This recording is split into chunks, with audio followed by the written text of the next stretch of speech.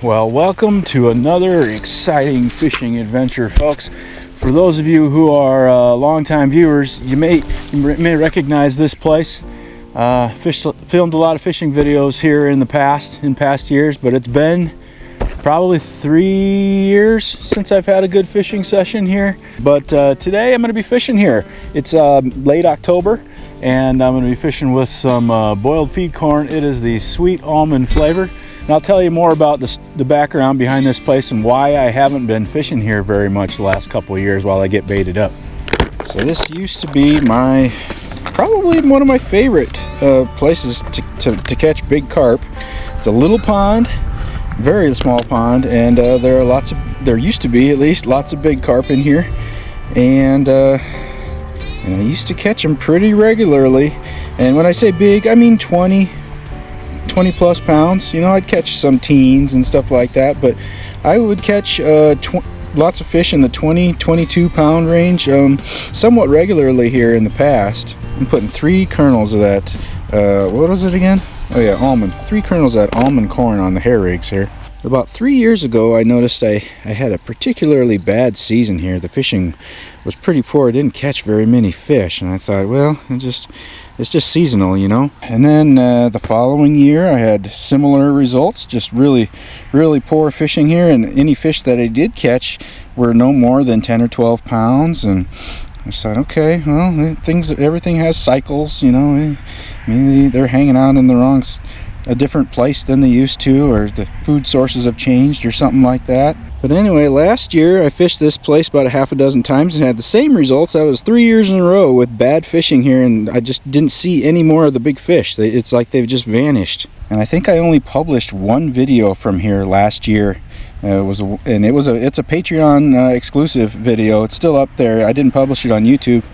If you want to go watch it, you got to be a Patreon member to go watch that. But I think I did catch a fish that day, but in that video I theorized of some possible reasons why these big fish seem to be missing from this pond. So it's 2025 and it's late October, and I haven't gone fishing here even once this year. I haven't even come here once. This is my first time here in 2025.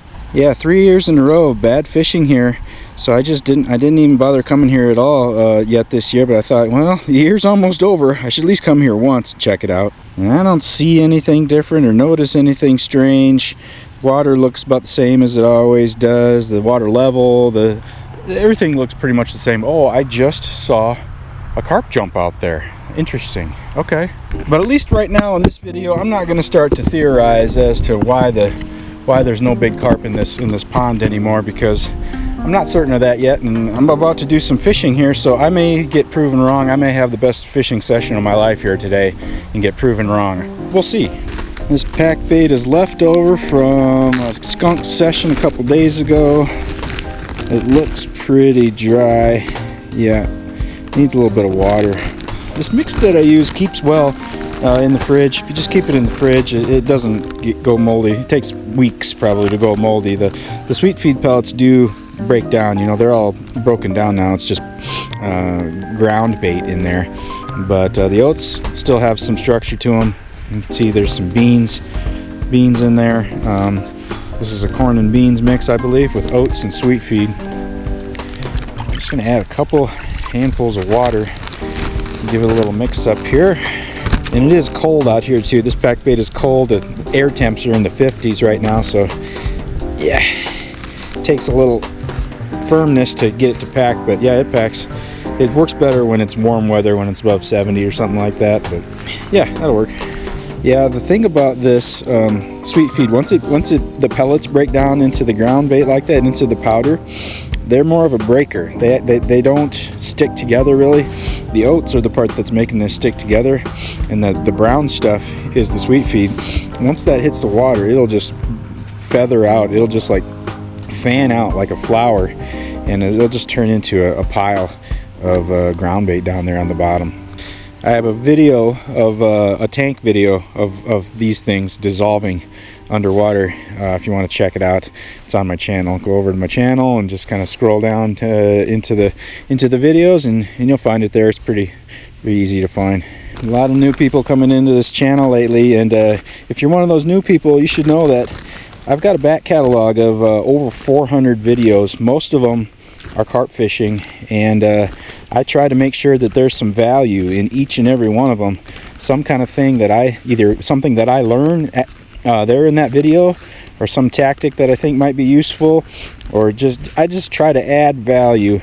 So if you go back in my back catalog and start watching some of those previous videos, there's lots of good stuff in there if you want to learn about how I do carp fishing and maybe emulate some of the successes that I've had. And again, for the new folks, this rig here is what I call my 99% rig. Of course, I've got a video all about it, detailing exactly how I put it together and why I do it the way I do. Feel free to go check that video out as well. I'll put a link down in the description. Like I said, it's late October and things are starting to cool down here. We get winter pretty early here in northern Iowa. And based on what the water felt like, getting my bucket of water, I'm pretty sure it's in the 50s. I'll throw a thermometer out there after I get baited up and we'll see what it really is. Yeah, as the water temps fall, the feeding slows down, the fishing slows down. I fish deeper water when that happens.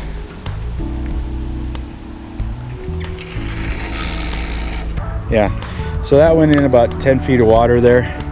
Thermoclines are not an issue anymore this time of year. The lake has already turned over, and yeah, with no thermoclines, the fish are generally in deeper water than they will be in the summertime. Why do they go in deeper water? Well, as far as I know, it's for temperature stability. We have wild swings in temperature this time of year, and the shallows get really cold at night. And they do warm up during the day, and they'll come out into the shallows during the middle of the day, but I think they spend a lot of their time near that deeper water where there's just less fluctuations in temperature. That's about the same, 8 or 10 feet of water there. I'm putting 2 baits over to the left here in the deeper stuff, and then the shallow area is up there. Up there it's 3 or 4 feet of water. I'm not going to put anything up there. I catch them there I used to catch them there in the middle of summer, but I'm just going to put it straight out here in a kind of a medium depth between the shallow and the deep. Should be about 5-6 feet of water straight out in front of me here out in the middle.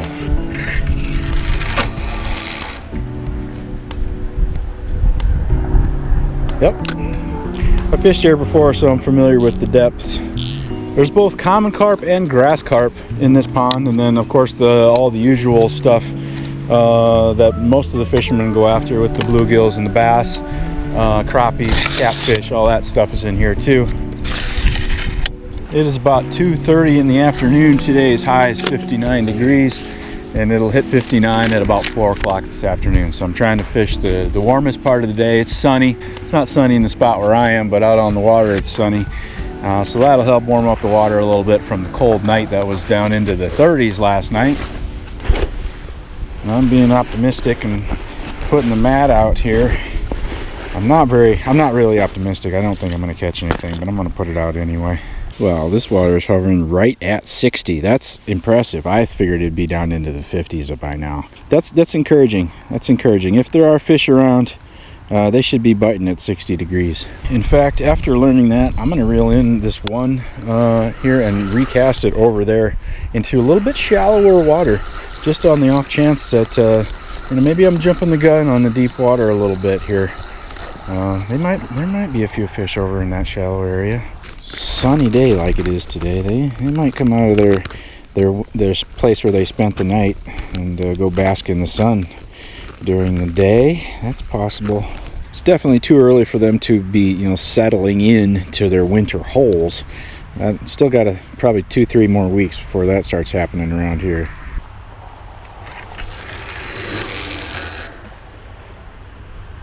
Yeah, that's better. That's about 3-4 feet of water there. So I got 2 baits in the 8 to 10 feet and then one over here in the much shallower water. Let's see. I am a believer in the idea if what you're doing is not working, try something different. I think a lot of people, especially when it comes to carp fishing especially, like to go immediately to the bait, rather than change things up as far as depth or location or things like that. I think people tend to immediately go, whoa, they're not biting, so I need to change the bait flavor, or I need to use a different bait. And I think the changing location or water depth or putting your bait in the shade or in the sun Those things are much more powerful factors than anything that has to do with bait. That's my opinion. And I don't know, these are the things that I do when I fish, and I catch a lot of fish. So, you know, what do I know? I have not thrown out any bait, have not done any pre-baiting at this spot. When it gets colder, I don't know, I just don't think that helps much. If you feed the fish a whole bunch, then they're full, and they'll just go hang out. I don't know, but I'm fishing with my short 6.5 foot rods here. I just brought those because they're easier to transport and quicker to set up and take down. I'm gonna fish it here until dark, which these days it's about 7 p.m. So I don't know if there's any fish left. Hopefully there are some, and they're gonna eat one of my hooks today. Real quick, I just want to thank Telescopic for sending me this hat. I really like it a lot. This is an excellent hat. If you watch these videos, you see I always wear these cotton hats that are pretty good, but this is an improvement. It's nylon, thinner material. It's actually got ventilation on the sides there, and then it's infinitely adjustable on the back, just like the hats that I usually wear don't have this ventilation. So that's an improvement. It's lighter, it's packable. You know, you just fold it up and shove it in your pocket or your backpack or whatever. And I love this hat. Thanks to Telescopic. There's a discount code for you. I'll put it in the description if you want to get one for yourself. Drop back bite. Oh, I see a carp on the surface right there. Yes. Fish on. Fish on. I just was looking out at my back drop back bite, and I saw a yellowmouth come up to the surface right there. They are here. I don't know if it's any big fish. This kind of feels like a catfish, to be honest with you. It is a catfish. Big tail slap. Okay. I got this big catfish flopping around and scaring everything in the area. That's not really what I want. Yeah, the water clarity here is pretty decent. For Iowa, it's really decent, actually. This is a pretty big catfish.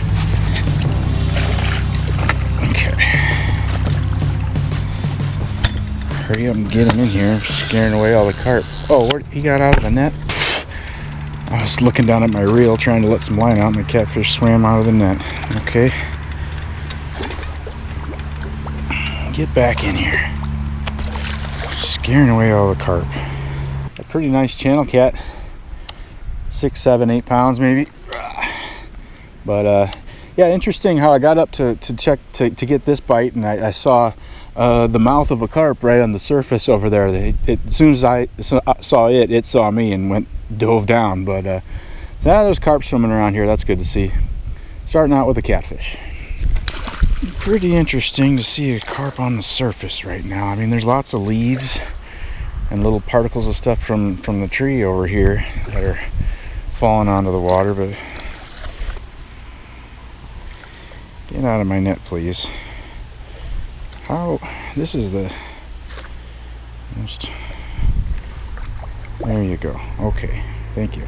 Well, it's not a skunk, I guess. I've only been here maybe half an hour, so we still got quite a bit of time to go here before dark. I am fishing with some slightly larger hooks. These are size 2. I've been experimenting with some larger hooks this fall, with working really good actually. So.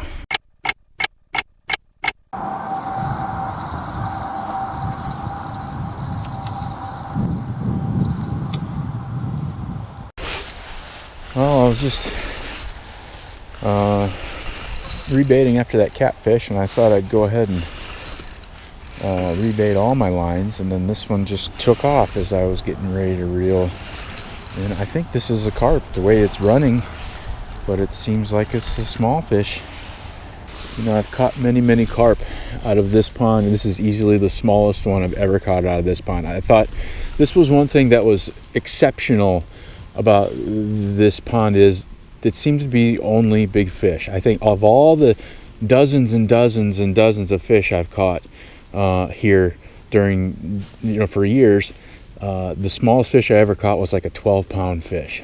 I've never seen something small like this. This is what I caught today. Smallest fish. It's nice to catch the target species. I don't know what to say. Fish is going back in the water though. See you later. Part of the reason why I just had to quit talking about that fish is that the manure smell here is such that I just don't even want to. I don't even really want to open my mouth or breathe. I don't know. The wind changed a little while ago, and it's like burning my nose hairs. It's so strong. I think I might leave pretty soon if the wind doesn't change again. I'm sure some of you might be thinking, oh, how bad can it be? Manure. I've driven past a cattle yard before. I know what it smells like. No, I'm not. That's not what I'm talking about. It's not a cattle yard. Around here, they spray this liquefied, purified hog manure all over the fields, and it has a putrid stench that just knocks a cattle yard out of the water, like 10 times worse than driving past a cattle yard. Yeah, I wasn't going to mention it because right when I pulled in the parking spot for this place, got out of the car and it was just like so bad I almost just turned around and went home. And I thought, oh, I'll walk down to the fishing spot and see if that place might be out of the wind a little bit. And sure enough, it wasn't too stinky down here, but the wind has changed a little bit. And it's not just a, an inconvenient smell that like when your kid farts at the dinner table or whatever. It's like powerful enough that it can make you feel sick. I don't know how else to describe it. It's just like a stench that is so bad it just makes you not want to breathe at all.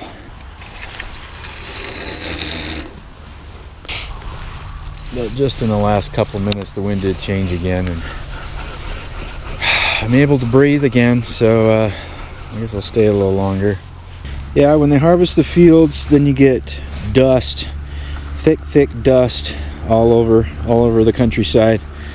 And then immediately after that, then they spray all those harvested fields with liquid SHIT. And that's the nice thing about winter in Iowa. Pretty much one of the only nice things about winter in Iowa is that the stench goes away for a few months. And in winter, it's a barren wasteland of flatness and brown and gray all winter long. But at least it doesn't stink.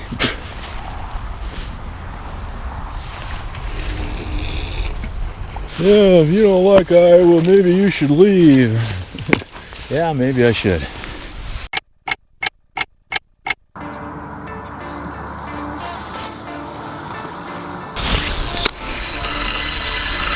Okay.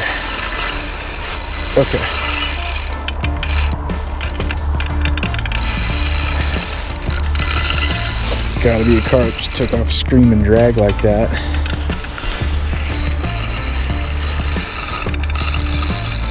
Slow him down a little bit here. Can't run forever. I think this is a good one.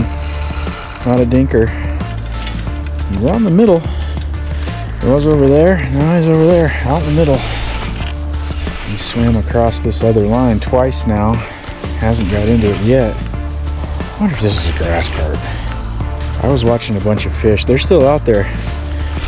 Out in the middle, there's a whole bunch of fish out there. They're doing something on the surface, hanging out on the surface. I think they're feeding on the surface, maybe eating the leaves, and I figured it was this is a grass carp. I just saw a gray tail come up. Is it? No, it's a common carp. It's a big common.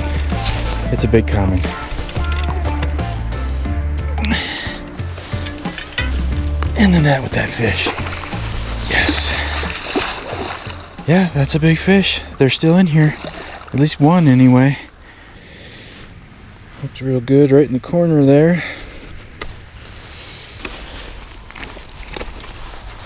20 and a half. Yeah.